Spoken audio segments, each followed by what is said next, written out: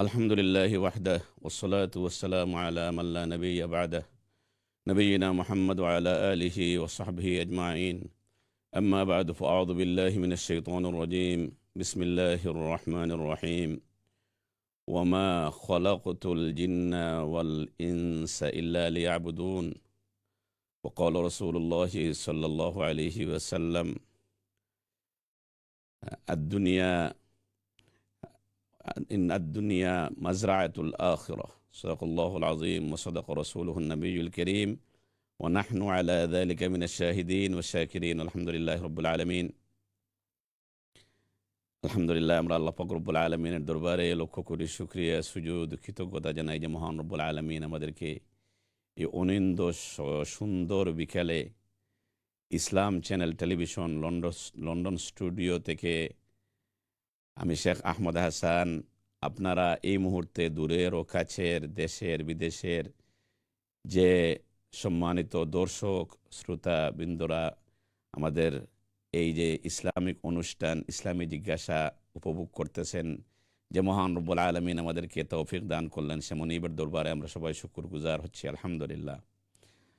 বন্ধুরা, আল্লাহ পাক রব্বুল আলমিন যদি আমাদেরকে তৌফিক সামর্থ্য না দিতেন তাহলে আমাদের পক্ষে আলোচনা করা, আলোচনা শোনা কিছুই সম্ভব না। আমাদের জীবন, আমাদের মৃত্যু সব কিছু আল্লাহ পাক রব্বুল আলমিনের হাতে ন্যস্ত।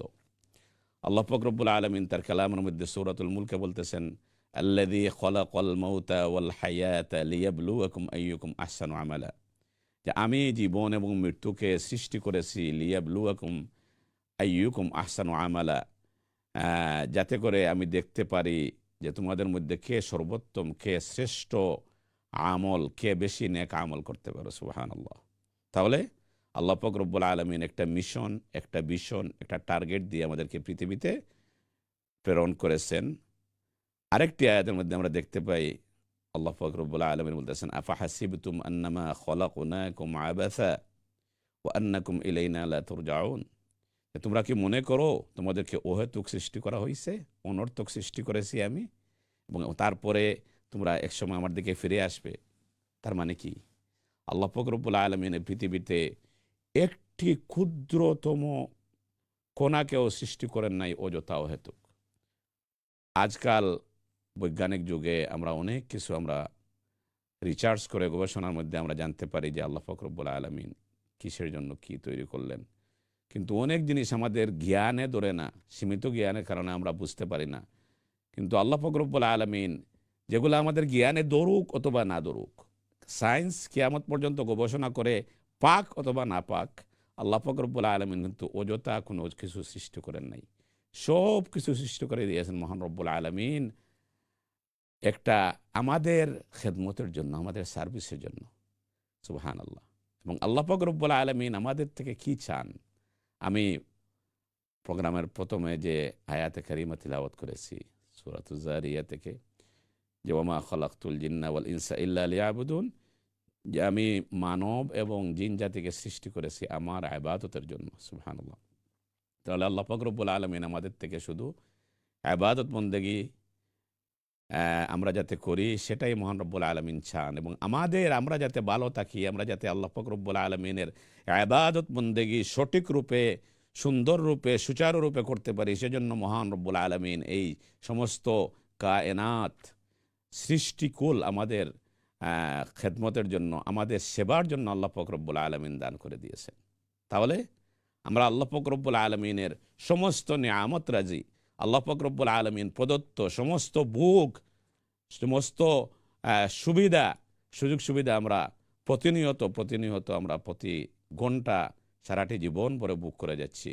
কিন্তু আমাদের যে এই যে নিয়ামতের শুকরিয়া স্বরূপ যে মহান রব্বুল আলমিন আমাদেরকে দিলেন, এই শুকরিয়া স্বরূপ যে আল্লাহ পাক রব্বুল আলমিনের প্রশংসা করা, আল্লাহ পাক রব্বুল আলমিনের বড়ত্ব, আল্লাহ পাক রব্বুল আলমিনের আজমত, আল্লাহ পাক রব্বুল আলমিনের ওহদানিয়ত, এগুলা ইবাদত বন্দেগী করা, সেদিকে কিন্তু আমাদের পক্ষেপ নাই। কিন্তু আমরা যে আল্লাহ পাক রব্বুল আলমিনের জমিনের মধ্যে রয়েছি, আল্লাহ পাক রব্বুল আলমিনের এই পৃথিবীর ভূমণ্ডলের ভিতরে কিন্তু আমরা সবাই রয়েছি। আমাদের উপরে হচ্ছে আল্লাহ পাক রব্বুল আলমিনের সৃষ্টি করা ছাদ, যেটা আকাশ আমরা দেখি, খালাকাল সামাওয়াতি বিগাইরি আমাদিন তারাউনাহা, আল্লাহ পাক রব্বুল আলামিন বলতেছেন তোমরা কি দেখো না, খালাকাস সামাওয়াতি বিগাইরি আমাদিন তারাউনাহা, যে আমি এই আকাশকে কোনো খুঁটি ছাড়া, খুঁটিবিহীন অবস্থায় কিভাবে দাঁড় করিয়ে রাখছি।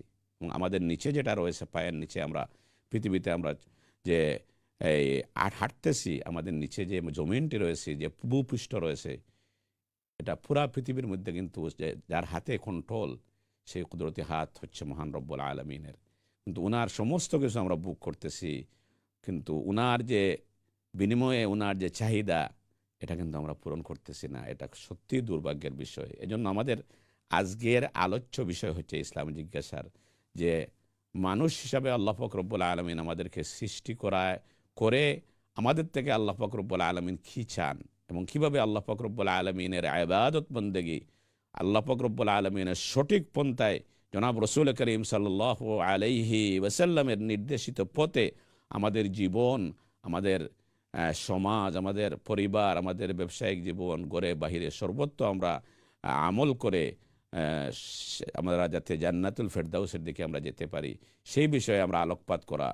কারণ আমরা খেয়ে জানি না যে আমরা ইবাদত বন্দেগী না করলে, আল্লাহ পাক রব্বুল আলামিনের নাফরমানি করলে আমরা শাস্তি পেতে পারি। কিন্তু তারপরও আল্লাহ পাক রব্বুল আলামিন বলতেছেন ওয়াযাক্কির ফাইন্না যিকরা তানফাউল মুমিনিন, যে আমরা যখন বিভিন্ন সময়গুলো নিয়ে আলোচনা করি, ওলামা হযরাতরা বিভিন্নভাবে আলোচনা করেন, ওয়াজের ময়দানে, টেলিভিশনের পর্দায়, বিভিন্নভাবে, কেউ মাদ্রাসায় পড়ানোর মাধ্যমে বিভিন্নভাবে ইসলামকে, এই কোরআনকে, এই আল্লাহ পাক রব্বুল আলমিনের বাণী, জনাব রসুল করিম সাল্লাল্লাহু আলাইহি ওয়াসাল্লামের কর্মপন্থা, সুন্নতকে যেভাবে তারা স্প্রেড করে দিচ্ছেন, যেভাবে প্রসারিত করে দিচ্ছেন, এগুলার মূলে কি, এগুলা করলে কি হয়? ওয়াযাক্কির ফাইন্না যিকরা তানফাউল মুমিনিন, আল্লাহ পাক রব্বুল আলামিন বলতেছেন যে তোমরা স্মরণ করে দাও, এগুলা বারবার আলোচনা করো। যদি আলোচনা করো তাহলে কি হবে? যারা ইমানদার মুমিন যারা, তাদের উপকার হবে। সুবহানাল্লাহ। এজন্য আমরা দেখতে পাই এক একটি হাদিস, এক একটি আলোচনা, এক একজন বক্তার, এক একজন শেখের, এক একজন আলেমের মুখে শুনতে এক একভাবে মনে হয়। অনেক সময় আমরা এমনও হয় যে আমাদের কোনো আলেমেরটা সুন্দরভাবে বুঝে যায়, কোনো কোনো আলেমেরটা এত ভালোভাবে বুঝতে পারি না। কিন্তু যত বেশি আলোচনা করা হয়, তত বেশি আমাদের হৃদয়ের মধ্যে এটা বোধগম্য, এটা আমল করার জন্য স্পৃহা জাগে, এবং যে উপস্থাপনা, বাচনভঙ্গি, এগুলোর কারণে কিন্তু আমাদের ঈমান বৃদ্ধি পেয়ে যায়। বিশেষ করে যখন কোরআনের আলোচনা করা হয়, আল্লাহ পাক রব্বুল আলামিন বলতেছেন ইন্নামাল মুমিনুনা আল্লাযীনা ইযা যুকিরাল্লাহু ওয়াজিলাত কুলুবুহুম, যে নিশ্চয়ই যখন আল্লাহ পাক রব্বুল আলামিনের জিকির করা হয়, আল্লাহ পাক রব্বুল আলামিনের সর্বোচ্চ জিকির হচ্ছে, সর্বোত্তম জিকির হচ্ছে কোরআনুল কারীম। কোরআনুল কারীমের তিলাওয়াত, কোরআনুল কারীমের আলোচনা, এগুলা ওয়াজিলাত কুলুবুহুম ওয়া ইযা তুলিয়াত আলাইহিম আয়াতুহু যাদাতহুম ঈমানা, এবং তাদের সামনে যখন কোরআনুল কারীমের তিলাওয়াত করা হয় তখন তাদের ঈমান বৃদ্ধি পায়। সুবহানাল্লাহ। এটা আমার কথা না, আল্লাহ পাক রব্বুল আলামিন বলতেছেন।